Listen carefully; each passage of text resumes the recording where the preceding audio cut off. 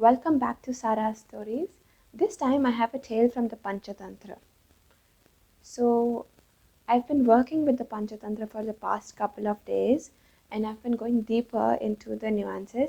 This time I'm just bringing out a story called Crows and Owls, but going deeper, Crows and Owls is all about Neetishastra or statesmanship and how people should behave in the face of adversity and when enemies come. So I hope to launch some workshops on that, so stay tuned to my channel. And now I'm going to begin with the simple story.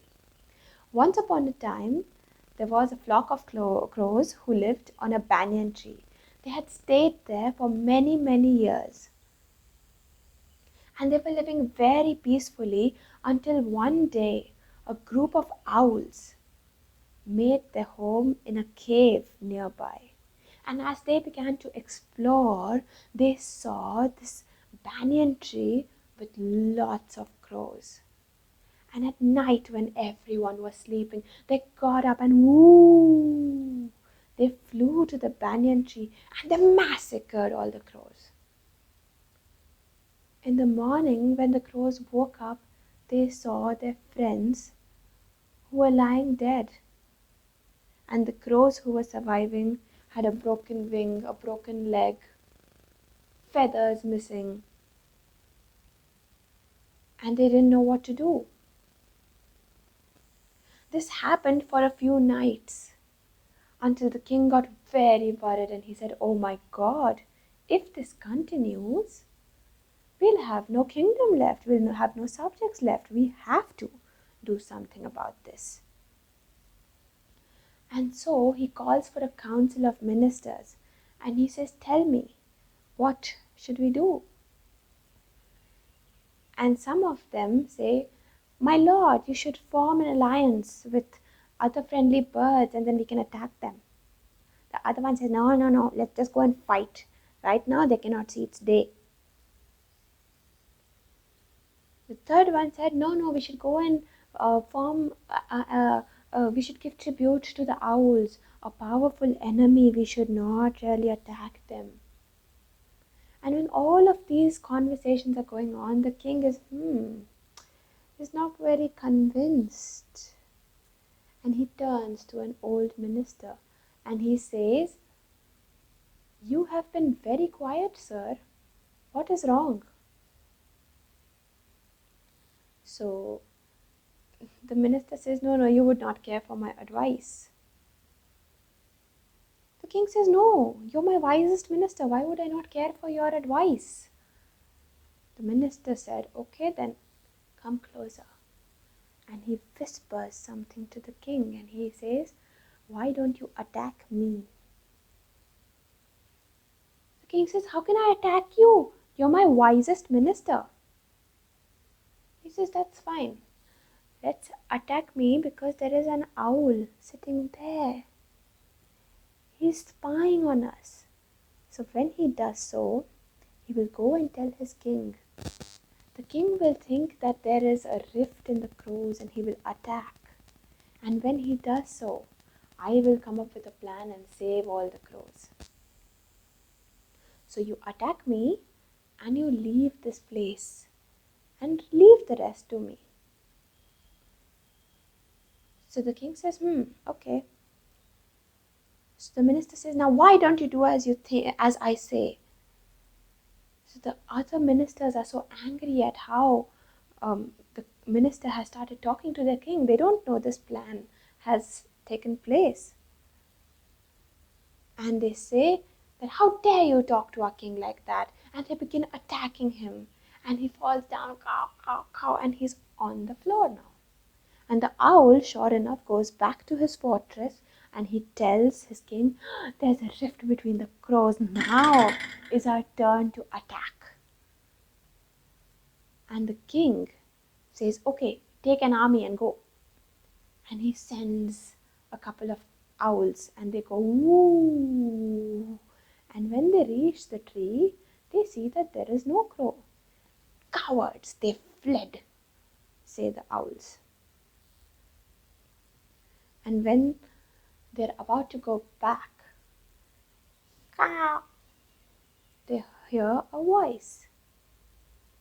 And when they hear the voice, they look down, they see a crow. A crow! And they go down and say, I am no ordinary crow.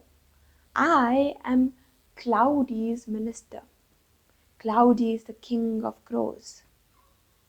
There was a problem between my master and me when I said that I should pay tribute to you, that we as crows should pay tribute to you. And they attacked me like this, and look at the fate I've been reduced to. Go and get your king, and then I will talk to him. So the owls fly back and they get the king. And the king says, yes, sir, I'm very sorry to see the state of yours. The crow says, yes, I tried to give some very sensible advice which did not work. Now, I'm left to your discretion. You can do whatever. You can either kill me or you can give me a home, and I will work towards the destruction of the crows. And the owl king seems very convinced, but he says, wait, I will ask all my ministers. So he turns to his ministers and says, what shall we do? Most ministers say, he's a harmless crow, just give him shelter. It must be so nice. We'll use him to the advantage of destroying the crows. But there is one minister who says, I don't think you should. He is a crow, after all, an enemy. But since 90% of the ministers say that, no, you should, and he is the only single one left out, the king says, I'll just take him. And the owls carry the crow to the cave. And when he reaches there, he says, my lord, I don't think I should enter your fortress. I am an unworthy crow. What will I do inside? Just give me some space near the gate. And the owl king says, okay, no problem, just do as you seem right. And the crow begins to live there. And all the owls get him food every day. Here, sir, eat some juicy mangoes. Eat some worms. They're so good. And the minister who had said no to bring him home says, oh my God, he must be laughing at us right now. He's plotting our destruction. I can just see it. And he goes to the king and says, he is a crow. Let him go. Kill him. But the king says, no. You don't know anything about politics. Now the minister says, okay, the king wants to die, let him die. I will go out. And he leaves the retinue and he flies away. A couple of days later, the crow has realized, oh, he's gone. The only person who could have failed my plan has gone. So he begins to build a nest. And he brings twigs. He says, crows live in nests, so I just need it. So can I do it? The owl king says, oh, of course you can. No problem at all. And he begins to collect twigs after twigs after twigs, and he forms a very large pile. And one morning, after the owls have returned from their nightly hunt, they have slept. The crow goes and meets his army at another place. And the king is so happy to see him, and he's like, sir, you're back. I'm so happy. How was your stay with the owls? The minister says, I will tell you everything in a while, but right now all I want you to do is pick up a burning twig and follow me. And all the crows pick up one burning twig in their mouth and they fly to the fortress of the owls, where he has made a nest full of twigs. And each of them drops the twigs on that pile. And that done, the entrance of the cave is on fire now. And the owls inside in confusion. What are we going to do? The crow has done this. I should have listened to the minister who told me not to bring him home. And some owls try to fly out and they are sent back by the flames of the fire. And the others die the flames.